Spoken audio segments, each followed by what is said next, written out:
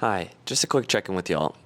I haven't posted on YouTube since April, and this is why. At the beginning of the year, I just felt like YouTube videos, long-form videos, felt really heavy for me.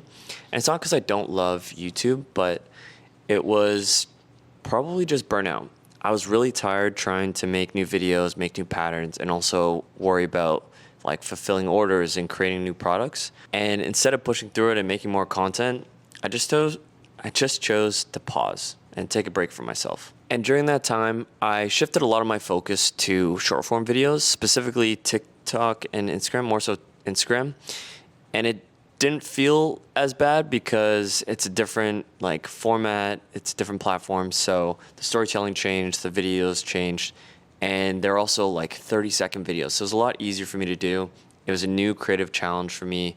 So it was motivating. It didn't add to the burnout, but it kept me somewhat productive and creative at the same time. And while I redirected a lot of my energy work-wise, I also took some time for myself just to enjoy summer, travel a little bit, buy some new toys, experiment with new things. I will share like a couple links to some videos. They're not public. They're not on my channel. They're pretty private-ish. I mean, I didn't even intend to share them. They're kind of just made for me. But I did want to share it with the people who've been with me, like the people that have supported my long-form work and maybe are curious where I've been. These videos weren't meant to be shared, but I am sharing it just with you. And I also want to be really clear. I am coming back to YouTube in 2026, and I'm going to be pretty intentional about it. My goal is to release more videos than I have in the past, while also maintaining a certain level of quality. I guess in the past I did release a lot of short videos that were easy, but I just plan on making a lot more videos. I plan on returning to YouTube.